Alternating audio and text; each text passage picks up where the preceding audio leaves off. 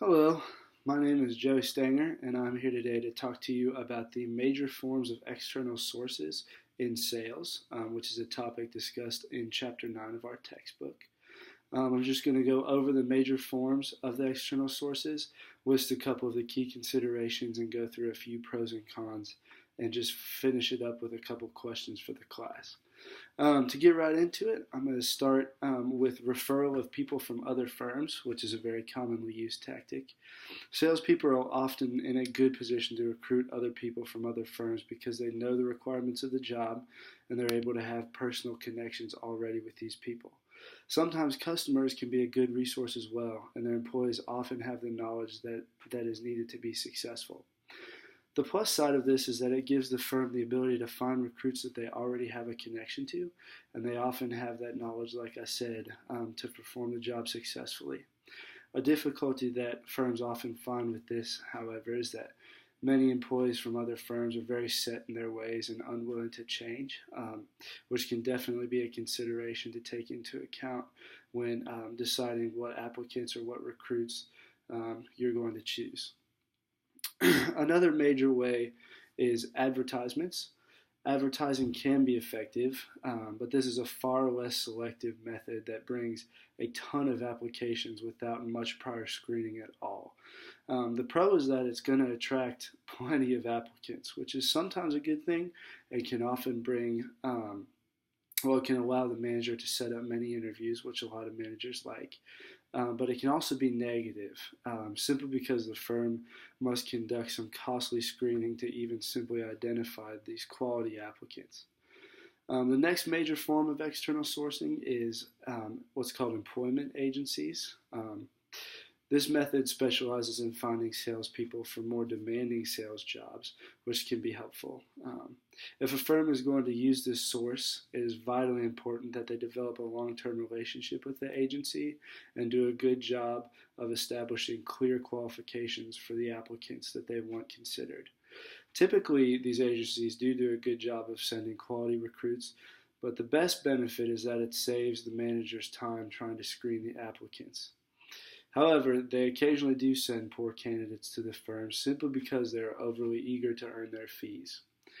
The next major form of external sourcing is educational institutions. These can offer opportunities for recruitment by offering first-hand access to young talent that's coming straight out of college.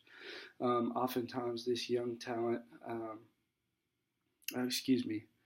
Well, the best part is that there are already many established criteria, such as grades, work ethic, things like that, that college students possess that indicate the makeup of the individual. They are oftentimes more socially poised as well, and they're able to think logically and budget their time effectively.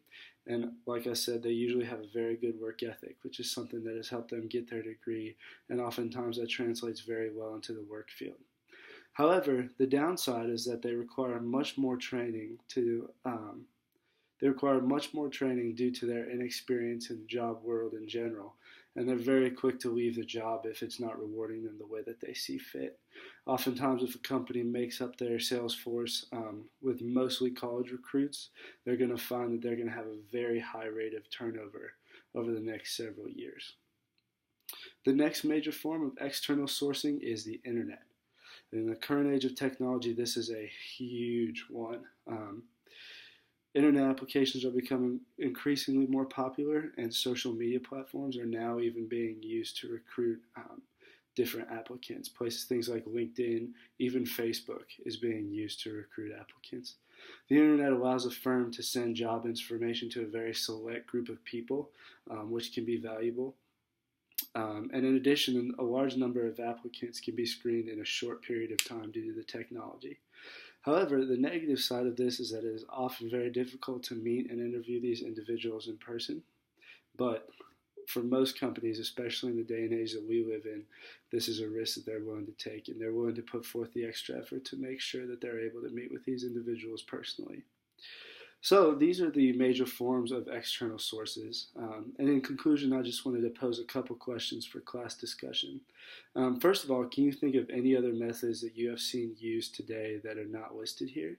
I know as time moves on and as the job worlds change, oftentimes a lot of new methodologies are introduced even on a weekly or monthly basis sometimes.